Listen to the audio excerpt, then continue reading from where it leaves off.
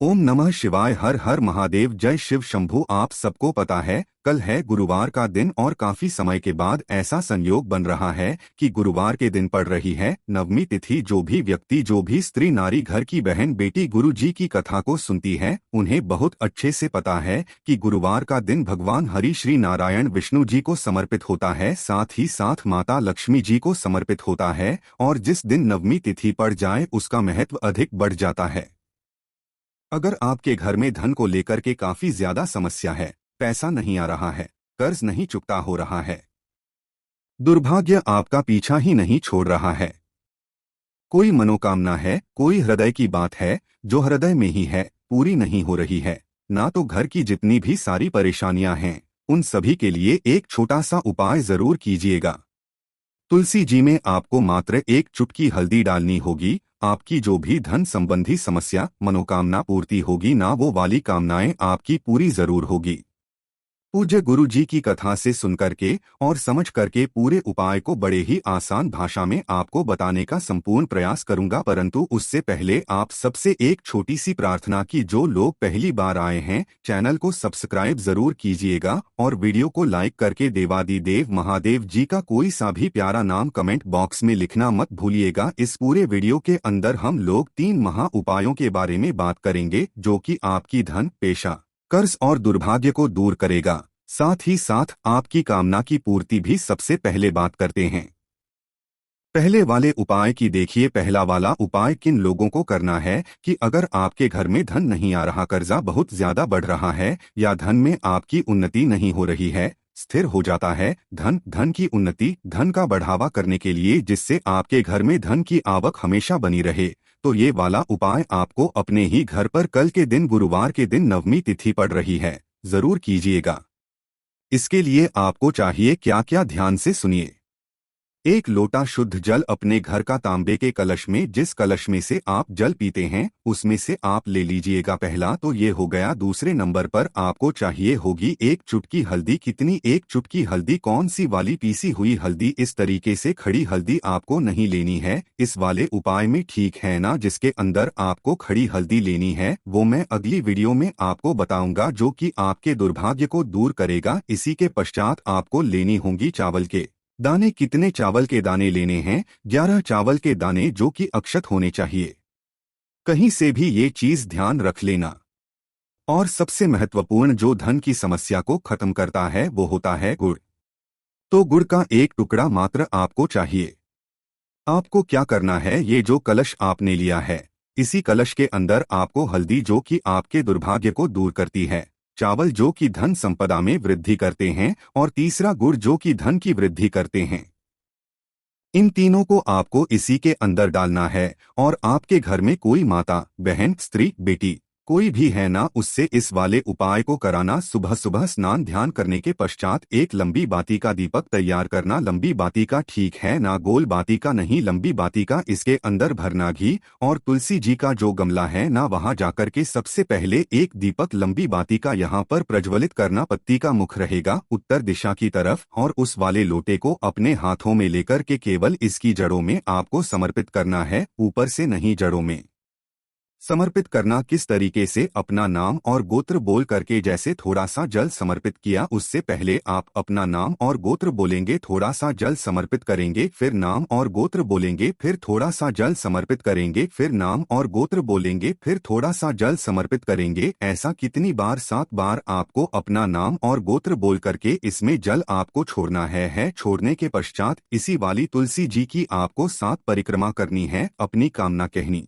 है, धन संपत्ति से संबंधित, और वापस आ जाना है। पूज्य गुरु जी ने कहा है गुरुवार के दिन और साथ ही साथ नवमी तिथि भी पड़ रही है। जिस घर की स्त्री, बेटी, बहन इस वाले उपाय को करती है उस घर को सदैव धन संपदा से भर देती है। इतना अद्भुत और अचूक उपाय है, कल के दिन जरूर कीजिएगा। ये हो गया पहला उपाय। अब बात कर लेते हैं दूसरे वाले उपाय की। दूसरा वाला जो उपाय है ना, इसके लिए नवमी तिथि नहीं, ये सिर्फ और सिर्फ या तो गुरुवार के दिन किया जाता है जो कि भगवान श्री हरिनारायण विष्णु जी को समर्पित होता है, या फिर एकादशी के दिन किया जाता है ना। बस थोड़ा सा क्रम बदल जाता है। उसी तरीके से अगर आपकी कोई मनोकामना है तो काफी समय से आप महादेव जी से कह रहे हैं, पूरी नहीं हो रही है ना, तो एक बार या तो गुरुवार के दिन या एकादशी के दिन इस वाले काम को जरूर करना। आपके जो भी हृदय की बात है ना, निश्चय ही पूरी होगी। आपको लेने होंगे तुलसी के पत्ते। कितने तुलसी के पत्ते? 11 तुलसी के पत्ते। अब वो वाला उपाय मत समझना जो एकादशी का उपाय बताते हैं, ये अलग है, ठीक है ना। 11 तुलसी के पत्ते आपको लेने हैं और साथ ही साथ आपको लेना होगा चंदन, लेकिन ये वाला चंदन आपको काम में नहीं लेना, आपको लेना है हरी चंदन। अब हरी चंदन कैसे तैयार किया जाता है, उसकी क्रिया विधि सुन लीजिए। देखिए, अगर आपके घर में तुलसी जी का गमला है तो वहां पर कहीं पर भी जो तुलसी जी की डंडियां पड़ी हुई है ना, उन सूखी डंडियों को उठाना और उन सूखी डंडियों को किसी भी पत्थर के ऊपर आपको घिस लेना है। थोड़ा सा जल डालना, घिस लेना। घिसने के बाद ये जो चंदन निकल करके आता है आपकी कटोरी में, इसे हरी चंदन कहा जाता है। तुलसी जी की डंडी से निर्मित होता है, तुलसी से निर्मित होता है, इसे हरी चंदन कहा जाता है। थोड़ा सा आपको हरी चंदन चाहिए 11 तुलसी के पत्ते के साथ में, और इसी साथ में चाहिए आपको 11 चने की दाल। चने की दाल कैसे लेनी है ये चीज ध्यान रखना। ये जो गोले में बनाया ये एक चने की दाल निर्मित है, ठीक है ना, इसी को मानी जाती है। अब आपको करना क्या है, गुरुवार के दिन सुबह या फिर शाम होने से, सूरज ढलने से पहले आपको जाना होगा नारायण भगवान जी के मंदिर में है ना। क्रम ध्यान दीजिएगा, किसी भी प्लेट में या थाली में आपको किस तरीके से सजाने हैं। जो भी 11 पत्ते हैं ना, उन 11 पत्तों को अलग अलग करके सभी पर आपको हरी चंदन की एक एक बिंदी, आपको अंक का संबोधन आपको लगाना है। लगा दोगे और सभी के साथ में एक एक आपको रखना होगा चने की दाल का दाना। अपना नाम और गोत्र बोल करके, अपनी कामना कह करके एक एक चने का दाना यहाँ पर रखते चले जाना। प्रत्येक पत्ते के साथ में किसी भी आपको प्लेट के अंदर या किसी के भी अंदर इन्हें सजा करके भगवान नारायण जी की जो चौखट होती है मंदिर की, उस चौखट पर आपको उस प्लेट को रख देना है। और रखने पश्चात इनके मंदिर की आपको 11 परिक्रमा करनी है।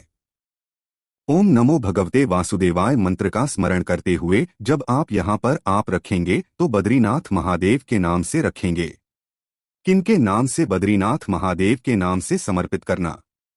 इस तरीके से समर्पित कर देंगे।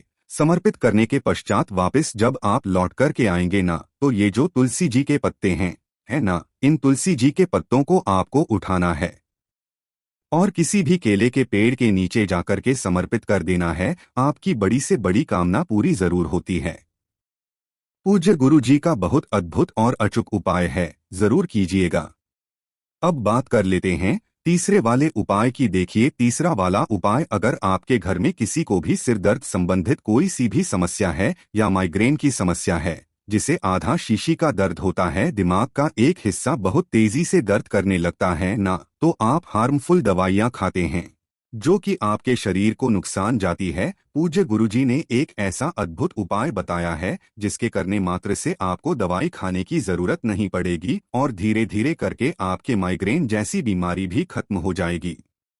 आपको लेनी होगी 7 चने की दाल। इसके लिए कोई दिन फिक्स नहीं है, कोई समय फिक्स नहीं है। गुरुदेव ने बोला जब भी आपके दर्द हो 7 चने की दाल लेना, दवाई मत खाना। और 1 लोटा शुद्ध जल अपने घर का, जिस कलश में से आप जल पीते हैं, आपके घर में अगर कोई शिवलिंग है तो वहां पर, अगर नहीं है तो आसपास जो भी मंदिर है ना, वहां पर आप चले जाइए। उत्तर दिशा की तरफ मुंह करके खड़े हो जाना। सबसे पहले 1 लोटा शुद्ध जल देव आदि देव महादेव जी को समर्पित करना। काशी विश्वनाथ के नाम से। किनके नाम से? काशी विश्वनाथ जी के नाम से समर्पित करना 1 लोटा शुद्ध जल, और एक एक करके अपना नाम और गोत्र बोल करके सिर दर्द की कामना करके एक एक चने की दाल शिवलिंग पर समर्पित करते चले जाना। 2 मिनट यहाँ पर खड़े होना और कामना करके महादेव जी से इन 7 के 7 चने की दाल को उठा करके अपने दाहिने हाथ में रख लेना। रख लिया, घर आने के बाद में या घर पर ही कर रहे हो तो किसी एकांत जगह पर जाकर के एक एक चने की दाल को चबा चबा करके वहां का वहीं खा लेना। गुरुदेव ने कहा मात्र 15